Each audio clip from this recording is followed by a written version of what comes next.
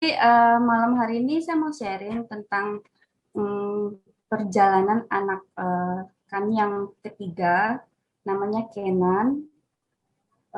Sebenarnya anak ini bisa dibilang Tuhan titipkan ke keluarga kami. Kenan adalah anak yang lahir prematur di usia 6 bulan. Terus anak ini kami adopsi yang awalnya sekilas saja tahu kalau anak ini lahir prematur. Tapi untuk histori jelasnya sebenarnya kami kurang tahu karena awalnya sebenarnya anak ini cuma dititipkan sementara ke keluarga kami karena waktu kemarin sekitar 6 bulan 7 bulan yang lalu itu kan corona lagi ganas-ganasnya. Anak ini sebelumnya dirawat sama seorang perempuan, bisa dibilang dia single parent dan tinggal sama mertuanya. Jadi beranjak si Kenan ini mulai besar, waktu datang ke rumah kami itu umurnya 6 bulan. Jadi si mama mertuanya ini udah mulai nggak mau jaga. Alasannya si Kenan udah mulai aktif, jadi dia udah nggak kuat buat jagain. Jadi singkat cerita, Kenan datang ke rumah kami. Datang ke rumah kami, awal datang kayak anak-anak pada umumnya, cuma size-nya kecil. Terus pas udah mulai diserahin ke aku buat jaga, hal yang pertama dilakukan kan mandiin, bersihin anak ini. Terus pas pertama buka pampasnya, rasanya mau ya kalau mungkin yang di sini yang udah pernah punya anak tahu gimana rasanya kalau lihat bayi pantatnya merah-merah karena iritasi pempes. Ini bukan hanya merah-merah tapi sudah berdarah. Nah, jadi ya udah anak ini kami rawat 1 minggu pertama di rumah, udah mulai akrab sama anak pertama sama anak kedua saya. Yang pertama namanya Lexi, itu sekarang umur 14 tahun. Lexa yang kedua itu sekarang umur 9 tahun. Jadi main-main. Ada satu masa kita lagi duduk main-main di bawah, di lantai bawah. Terus kan ada pelihara 2 anjing. Terus anjing ini lagi main lari-lari. Terus pas satu anjing yang kecil, mini poodle gitu, dia duduk di kakinya si Kenan, tapi Kenan ini nggak ada respon sama sekali. Jadi aku bilang sama suamiku, kayaknya ada yang salah sama Kenan. Nanti coba kita pergi cek ke dokter mata. Udah kebesokan paginya pergi cek ke dokter mata. Setelah cek, dokter bilang kemungkinan anak ini apa namanya yang matanya ini ada putih-putih, katarak. Dokter bilang kemungkinan katarak.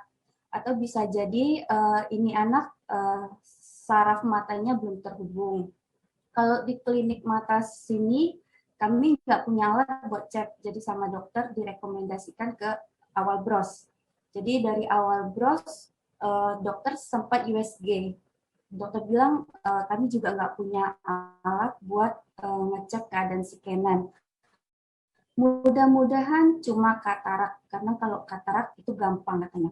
Tapi kalau saraf matanya yang nggak terhubung, secepatnya ibu bagusnya bawa ke Jakarta. Karena kalau sekarang masih ada harapan, masih bisa di laser.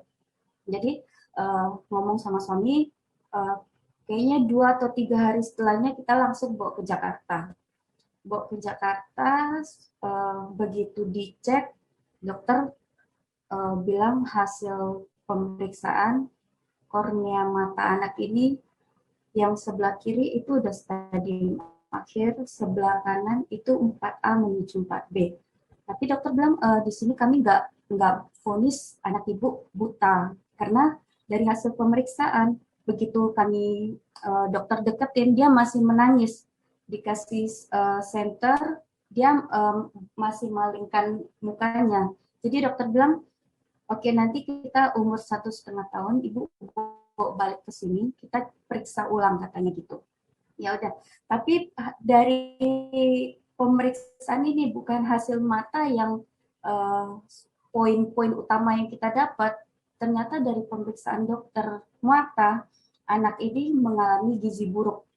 Gizi buruk, jadi dokter suruh kita tanya lagi sama orang tuanya, sebenarnya anak ini selain lahir prematur, pola dia rawat seperti apa. Jadi panggillah orang tuanya dan kita tanya, ngomong banyak, terus dari situ baru tahu anak ini sebelum tinggal sama kami, cara susunya adalah dibikinin 60 mili, dan kalau anaknya nangis bakal dikasih, tapi kalau udah stop nangisnya bakal dicabut. Jadi ya kalau satu botol susu 60 mili itu kalau tahan 3 jam ya 3 jam baru dihabiskan, 4 jam baru dihabiskan. Memang di awal-awal aku agak susah kasih susunya karena kan kalau kebiasaan aku bikin susu anak harus habiskan. Jadi si Kenan ini kalau susu awal-awal itu lama sekali. Nah, jadi dari dokter mata yang di Jakarta kita tahu, oh kondisi Kenan ini sebenarnya dia selain matanya bermasalah, dia juga punya masalah gizi. Sebenarnya udah mulai mau kita bawa ke dokter buat cek kondisi keseluruhan. Tapi berhubung corona kan, awal-awal kan kita masih takut sekali untuk ke dokter. Ke rumah sakit itu bisa dibilang agak-agak kurang berani karena papa mertua saya punya histori pernah kena bakteri, jadi untuk corona kita benar-benar jaga sekali. Ya udah, depending dulu ke dokternya sambil di rumah. Mulai semenjak pulang dari Jakarta dia udah mulai mengkonsumsi produk-produknya yang dari Bisword. Ya, sebelumnya saya juga mau thanks buat Bisword untuk produk-produknya karena mungkin kondisi Canon sekarang kurang lebih itu berkat dia pemakaian produk dari Bisword. Jadi setelah pulang Jakarta kita rawat dia, nggak selang mungkin sekitar 1 atau 2 bulan dia mulai batuk karena tahu kondisinya prematur. Kita juga ada ketakutan awalnya, jadi begitu dia batuk malam besok pagi kita udah bawa ke dokter, dokter anak bilang kondisi bagus bu, paru-paru masih bersih, cuma ada dahak di tenggorokan, nggak usah khawatir. Dokter bukain resep, udah bukain resep, pulang karena pulang habis itu kan karena 1 malam sebelumnya itu si Kenan ini rewel sekali. Suami aku bilang ya udah kamu istirahat, biar si Kenan dijaga sama si Anti, mamanya ini namanya Anti. Jadi suami aku panggil mama kandungnya buat ke rumah buat bantu jaga. Jadi 1 hari itu anak ini main sama mama kandungnya. Jadi waktu hari itu aku nggak turun-turun liatin dia karena anak ini kalau udah dengar suara aku dia nggak mau lagi sama mamanya. Nah jadi kalau mamanya datang main ke rumah, aku usahain nggak turun liatin anak ini. Karena kalau dengar suara aku pasti nangis nggak mau, pasti langsung mau minta gendong. Jadi 1 hari itu aku istirahat, anak ini sama mamanya di bawah. Terus karena udah mulai maghrib, suamiku pulang, terus suamiku bilang, ya udah Mei kita antar si Anti pulang, si Kenan kan udah bobo. Ya udah dia bobo biasanya. Jadi ditaruh mamanya di baby box. Suamiku bilang ya udah Mei temenin ya sekalian nanti kita beli sate. Mamanya ngekos dari rumah kami ini dekat sekali, paling nggak sampai 2 menit lah kalau bawa mobil. Jadi antar mamanya, terus kita balik ke rumah itu kayaknya nggak sampai 10 menit. Nggak sampai 10 menit berani ditinggal karena di rumah ramai sekali. Ada mama mertua, mbak juga. Tapi salahnya saya sama suami, kita pesan. Karena si anak ini semalamnya kurang tidur, posisi dia lagi tidur, kita pesenin Kenan bobo, Cece sama Koko jangan beri fisik, main di bawah aja. Nah, jadi selama kami pergi, ya udah mama mertua saya sempat naik ke atas, buka pintu lihat, oh Kenan tidur karena posisinya dia biasa tidur tengkurap. Jadi pas aku pulang, suamiku bilang, tanya si Lexa, si Kenan nangis? Enggak ada suaranya. Terus suamiku bilang, kayaknya ada yang nggak biasanya, Mei. Coba liatin si Kenan katanya. Begitu saya naik, pas lihat menuju ke baby box, posisi tengkurap, kepala udah di bawah bantal, aku angkat, ternyata badannya udah dingin. Pas aku balikin, mukanya udah biru semua. Jantungnya udah nggak ada lagi. Jadi saat itu juga aku pergi suamiku, kita ke emergency rumah sakit. Kebetulan rumah kami ke rumah sakit itu dekat. Sampai ke emergency, ya kita cerita ke dokter kondisinya gimana, berapa lama tidak bernapas, kita juga nggak tahu. Pertolongan pertama dipacu jantung. Selang nggak sampai 10 menit kita dipanggil ke ruangan, terus dokter bilang sekarang detak jantung udah ada, nafas udah ada, tapi dibantu dengan ventilator. Terus karena kondisi corona juga, begitu dia udah terpasang ventilator, anak ini kan harusnya masuk ke ICU. Tapi karena dia datang dengan kondisi gagal nafas, prosedur rumah sakit mengharuskan dia diisolasi sampai dengan hasil swabnya keluar.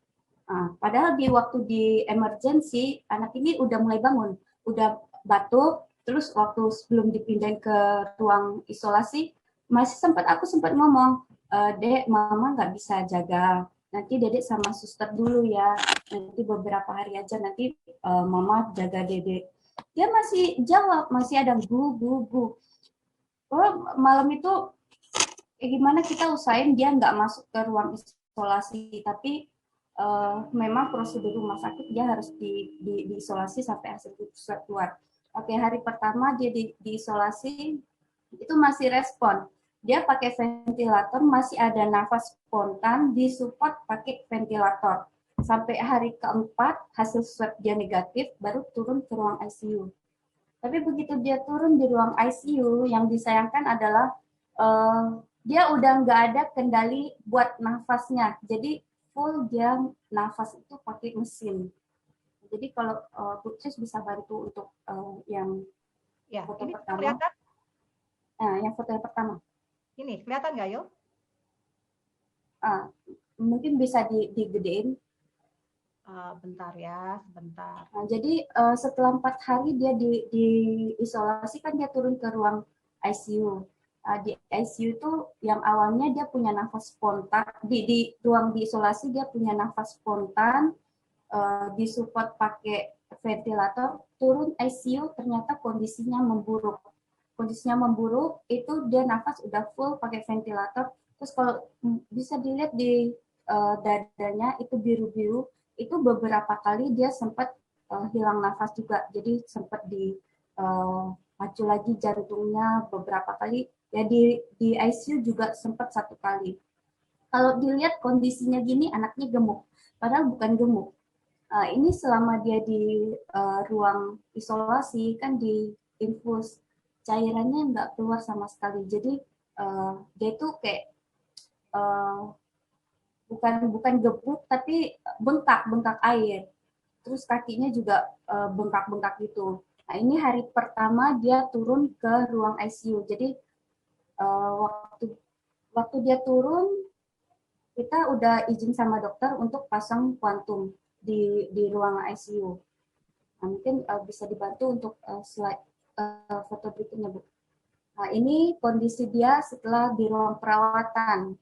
Setelah kurang lebih 2 minggu di ICU. Dengan kondisi dia nggak mampu pipis sendiri. Terus ini yang awalnya dia nafas pakai ventilator dari mulut, tapi karena dari mulut nggak bisa lewat dari 14 hari, di hari ke-10 itu dokter udah panggil kita. Dokter bilang, Bu, Pak, anak ini kondisinya kalau bisa dibilang lumayan berat. Kalau kita ngomong persentase, anak ibu kemungkinan cuma 30% bisa bertahan hidup. Nah, jadi waktu dokter bilang kayak gitu, sebenarnya kita udah mau tarik dari rumah sakit, mau pindahin ke rumah sakit lain. Tapi karena corona, yang nggak bisa. Terus kita juga sempat tanya ke beberapa dokter. Terus ceritain anak ini gimana. Dokter bilang yang dilakukan rumah sakit itu sudah yang paling tepat, Bu. Kalau dengan kondisi yang orang nggak nafas itu tiga menit aja nggak sampai ke otak oksigen, itu udah bahaya sekali. Kalau anak ibu bisa bertahan sampai sekarang itu luar biasa.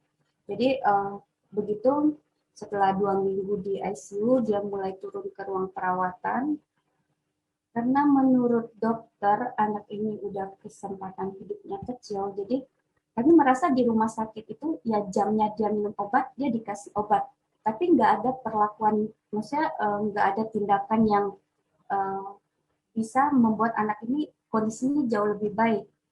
Nah, jadi ini setelah turun ke ruang perawatan dan mulai konsumsi alfa meta, karena dari dokter bilang untuk kondisi anak ibu sebenarnya nggak ada obat karena secara organ tubuh dia bagus, cuma karena dia nggak bernafas, kemungkinan sel di otaknya itu ada yang kena.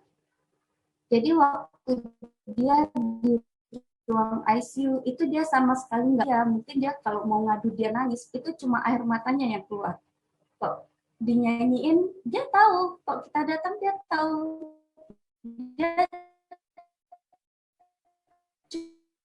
cuma bisa keluar air mata. Kalau dia di ruang perawatan mulai waktu di ICU kita bilang sama dokter kita mau kasih dia minum ada vitamin buat sel tubuhnya. Dokter tolak sama sekali. Uh, Dokter bilang kondisi anak ibu belum stabil, belum bisa konsumsi apa-apa. Nah, jadi kalau udah turun di ruang perawatan, kita mulai diajarin buat merawat sendiri. Nah, di situ kami mulai kasih dia minum alfa meta. Dan perlahan dia udah mulai membaik. Cuma untuk kondisi tubuh, dia suhu tubuhnya nggak pernah mau turun. Paling rendah itu 38,5. Sampai dia dirawat, berarti 14 hari, 18 hari, sekitar 8 hari di ruang perawatan, kayaknya anak ini nggak ada kemajuan. Jadi terus kita lihat juga hari-hari dia diambil darah, hari-hari ditusuk sana sini, badannya itu kasihan sekali sampai badannya memar-memar, merah-merah semua. Jadi ngomong sama suami, mungkin ada bagusnya Kenan kita bawa pulang dan rawat di rumah. Karena selama dia di rumah sakit, saya merasa kalau yang dilakukan suster itu saya mampu lakukan di rumah. Oke, jadi dengan kondisi Kenan yang masih demam, kita pulang paksa. Jadi statusnya anak ini kita minta pulang secara paksa. Jadi pulang ke rumah dengan kondisi si baby ini, dia pipis belum bisa, pipis pakai selang, terpasang tracheostomy. Jadi ini bisa dilihat dia yang di tenggorokan di lehernya itu adalah bypass, jadi oksigen dibuka ke paru-parunya langsung. Dan dia juga minumnya lewat selang. Nah, ini kondisi pertama dia pulang yang tadi Bu Tris kasih lihat itu adalah kondisi awal dia pulang. Dan ini adalah perawatan dia di rumah. Selama di rumah ini kurang lebih 2 minggu setelah dia dirawat di rumah, dia mulai merespon sekali. Tangannya itu kalau bisa dilihat itu diikat karena dia mulai pandai tarik ini tracheostominya. Jadi kalau nggak diikat dia bisa tarik oksigennya. Sedangkan oksigennya itu belum stabil. Jadi kalau di ruang perawatan itu dari dia di ICU dia butuh 8 bar. Saat dia pulang setelah pakai kuantum, pakai center, pakai alfa meta juga, kondisi oksigennya itu 1,5 bar. Jadi 1,5 bar kita buat dia pulang. Di rumah masih pakai oksigen, masih dirawat. Kalau obat-obat dari rumah sakit masih tetap diminum, cuma di rumah lebih kita bisa jemur. Bu, boleh ke foto yang sebelumnya, Bu? jadi kalau bisa dilihat ini itu ada selang pipisnya yang keluar, selang pipis, tracheostomy, dan dia minum pakai susu, susunya pakai selang. Dan setelah dirawat di rumah sekitar 2 minggu, nggak sampai 3 minggu, ternyata nggak tahu kenapa saya sering ngeliatin kok ini selang pipisnya lepas. Jadi karena sering lihat dia lepas kan bawa dia ke emergency lagi, pasang selang pipis yang baru. Pulang ke rumah, kok sering lepas lagi, padahal di rumah sakit nggak pernah lepas. Jadi aku perhatiin kenapa ini selang pipis bisa lepas. Terus pas dia lepas, aku coba nggak bawa balik ke emergency buat pasang selangnya. Aku mau lihat, ternyata secara nggak tahu kapan mulainya juga, ternyata ini anak udah mulai bisa pipis sendiri. Yang awalnya sebelum waktu dia masih di ruang perawatan itu dokter bilang anak ini harus dioperasi, buka selang pipisnya karena dia nggak mampu pipis sendiri. Kata dokter kalau nggak dioperasi dia nggak bakalan bisa pipis sendiri. Nah, jadi pas udah pulang ke rumah nggak tahu ternyata perlahan dia bisa pipis sendiri. Nah, ini kalau perawatannya di rumah, jadi setiap pagi itu kalau ada matahari aku keluarin, aku jemur, terus digosok-gosok pakai alfasfin juga. Dan ini mulai diajarin dia lepas pakai oksigennya. Ini kan terkadang aku masih pakai oksigen, terus lihat kalau saturasinya bagus, oksigennya bagus, aku bukain, terus kalau mulai drop lagi, aku pasang lagi oksigennya. Nah, ini waktu ini belum lama, jadi kalau sekarang dia udah kondisi sekarang udah lepas tracheostomy, pipisnya udah normal, terus sekarang juga dia udah belajar tengkurap, udah belajar duduk, udah belajar ngomong lagi. Sekarang kalau sekarang udah bisa gitu. Yang awalnya dokter bilang waktu di ICU, waktu sebelum kita pasang tracheostomy, dokter bilang, dokter udah sempat suruh kita pikirkan lagi apakah anak ini masih mau terus dipertahankan pakai mesin atau mau udah dilepaskan aja. Jadi waktu dokter bilang gitu, kami cuma bilang dok tolong lakukan terbaik, sisanya biar kami usaha, biar kami yang rawat anak ini. Dokter bilang, ibu kalaupun anak ini bertahan, anak ini nggak bakal bisa ngapa-ngapain, anak ini cuma bisa terbaring di atas tempat tidur.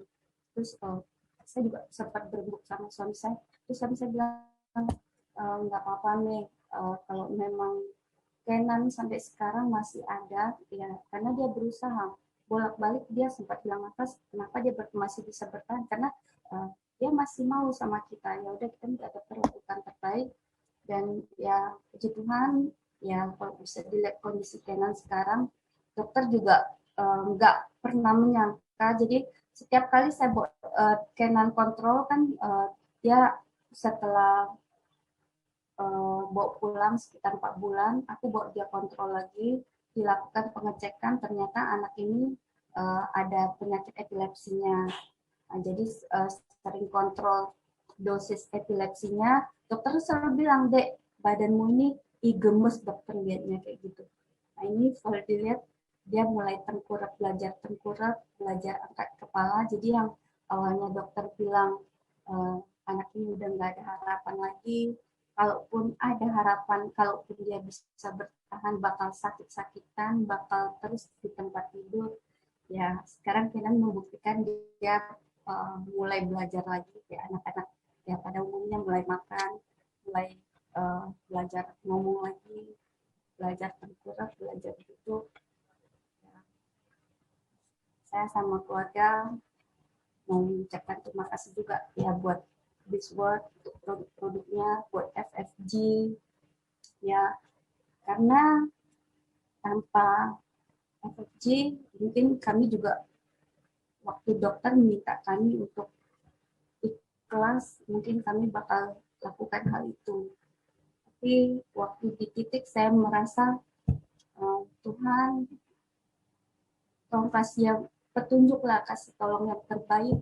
Karena ada satu masa saya juga kayaknya sedih banget lihat Kenan, nggak tahan lihat kondisi dia ditusuk sana sini setiap hari, apalagi waktu pernah lihat dia hilang nafas lagi di ditingkatkan lagi dadanya. Sampai pernah saya ngomong sama salah satu leader saya sharing di grup saya bilang, Bu, saya beradopsi anak dengan kondisi gini-gini. Dan waktu itu support dari keluarga FFG itu yang benar-benar menguatkan kami saat itu sampai dengan saat ini. Ya, jadi kalau kami saya pribadi, suami, sama anak-anak mau say thank you sama leader-leader saya yang waktu itu jadi sumber kekuatan kami untuk terus merawat anak ini sampai sekarang. Ya, sharing saya paling sampai situ Putri. Thank you FFG, thank you Biswat buat produknya.